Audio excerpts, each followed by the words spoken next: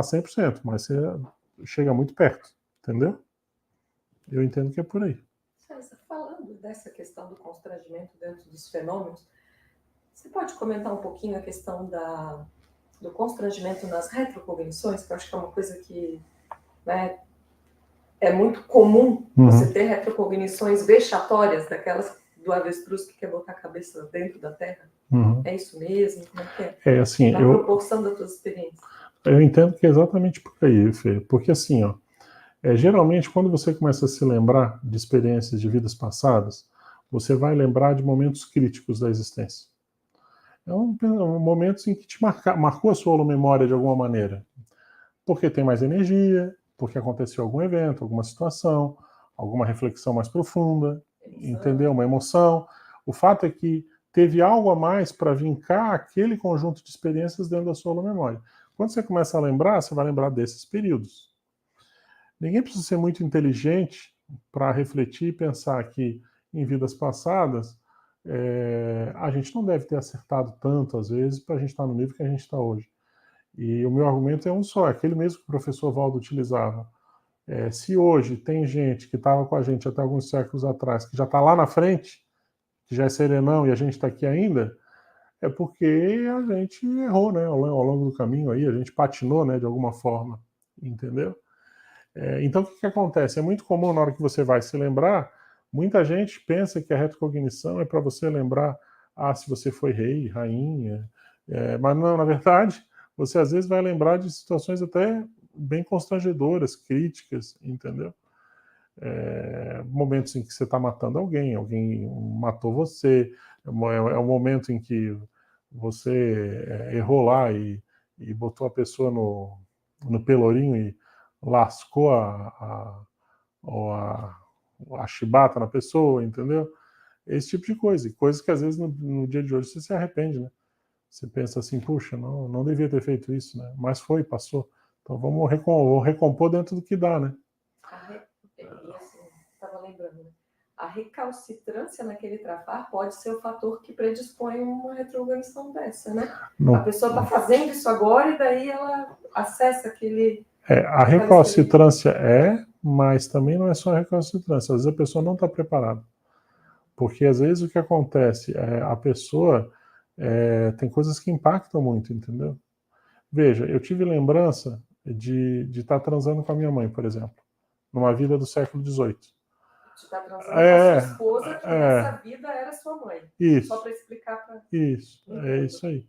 Então, como é que fica um negócio desse? Se uma coisa simples dessa, você olhar para sua mãe e você lembrar de você estar tendo relação sexual com ela numa vida do século XVIII, aquilo te mexe, e que ela era minha esposa, veja, uma coisa tão, até certo ponto, simples, mas se aquilo mexe tanto com você, imagina uma coisa em que você sabe que você errou. Então, nem todo constrangimento necessariamente é uma gafe ou uma falha. Às vezes a pessoa não está preparada. É só um impacto, né? Os amparadores, eu sempre falo isso, os amparadores, eles são os primeiros interessados, na minha opinião, em fazer com que a pessoa tenha retrocognição. Porque isso vai facilitar o trabalho deles, a pessoa vai estar mais lúcida, mais atenta, ela vai entender, às vezes, determinados bolsões de assistência que aparecem por assistido, e o assistido não dá valor. Veja, você pega uma pessoa, por exemplo, que tem o passado em navio negreiro, dentro da conscienciologia tem um monte, o passado com escravagismo. O que acontece? Às vezes o amparador faz todo o esforço para botar uma determinada situação na frente da pessoa e a pessoa desvaloriza aquela oportunidade assistencial. Ela deixa aquilo de lado. Acha que não é com ela, acha que já superou, entendeu? Então veja, os amparadores são os primeiros a ter interesse em que você tenha maturidade. O problema é que as pessoas geralmente não têm. Porque é muito fácil a pessoa ficar siderada.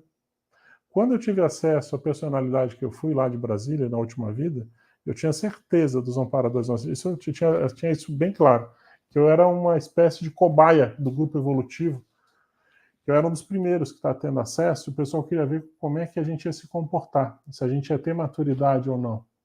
E dependendo do sucesso ou não desse experimento, outras pessoas iam ter acesso às suas personalidades. Porque é muito fácil você se alienar da vida intrafísica atual. A certo ponto a expressão eu sei que não é adequada, mas é como se fosse uma cachaça, entendeu? que você fica envolvente. Você identifica quem você foi, você quer pesquisar, só que daqui a pouco você está se alienando para os afazeres, porque você tem que fazer nessa vida. Entendeu? Agora, eu falo para você, Fê, para mim, as retrocognições mais autênticas são aquelas retrocognições, voltando à sua pergunta, que te fazem vexar. Se aquela retrocognição me faz vexar, eu levo ela mais a sério do que aquela que eu saio incólume. Se ela me faz, se ela é vexaminosa, eu tendo a dar mais crédito. Essa é a minha intraconsciencialidade. Porque eu penso, olha, e aí eu também penso, né, por que isso está vindo agora? Né? Porque existe uma coisa interessante nas retrocognições, que é uma espécie de quebra-cabeça, né, multidimensional. A gente vai fazer uma apresentação na Alemanha, você vê bem isso. A gente fez uma comparação de vidas entre séculos, né? Então, a sua mãe hoje foi sua esposa no passado, foi sua filha não sei quando. Então, assim, você vai vendo essas inter-relações, só que às vezes você tem determinadas peças do quebra-cabeça que é aquela que o pessoal fala, a pedra... É a pedra de toque, mas tem nome para isso, a pedra de Roseta, que é aquele detalhe dentro daquela vida, ou daquela lembrança, que esclarece tudo. Mas você só acessa aquilo ali quando você está mais preparado, entendeu? É isso. Agora, eu acho interessante esse negócio da retrocognição, que assim, ó, até 2007, mais ou menos, eu era uma abóbora. Eu tinha muita dificuldade de lembrar de vida passada. Hoje eu vou dizer para você, hoje eu tenho uma... Eu honro isso. Honro isso. E se for a serviço assistencial, se eu, por exemplo, quiser levar para a TENEPS, esterilizar a energia, para saber o que é para entender aquilo ali, aí aquilo ali vem que vem, né? Porque às vezes mas não é uma coisa de ego, né? Não é uma curiosidade só. Tem que ter uma função interassistencial. Entender, por exemplo, por que a pessoa está tendo aquele tipo de doença no dia de hoje, dentro do histórico dela, dentro do contexto dela, entendeu? Aí você entende, vai na raiz, entendeu?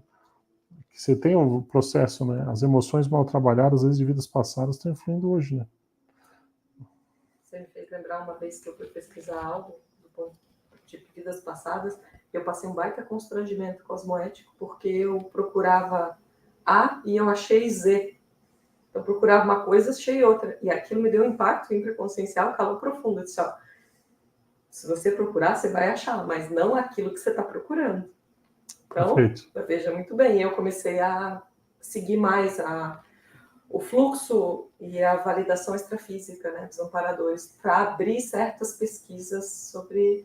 Tanto é que hoje tem vidas que estão ali que eu tenho hipótese, mas eu não sinto permissão, eu não ponho a mão. Então, isso aí. Eu não abro nada, fico bem na minha. Mas é isso mesmo. Porque tem que encaixar todas essas confluências, né? Às vezes não tem a ver só com a gente, não é sobre você, né? É sobre o mecanismo assistencial daquele grupo, então nem sempre... Exatamente. Tem que estar sempre... A inspiração extrafísica dos amparadores é soberana, as energias que você sente também, né? E às vezes a chave é essa daí, é energia. Como é que você descobre que o Valdo foi Sebastião de Castro e Caldas? No meio de trocentas mil personalidades, nem ele sabia quem ele tinha sido. É pela energia. Você vai, não, é esse aqui, ó. Como que eu descobri a minha última vida? Porque quem descobriu fui eu. Ele só deu algumas orientações.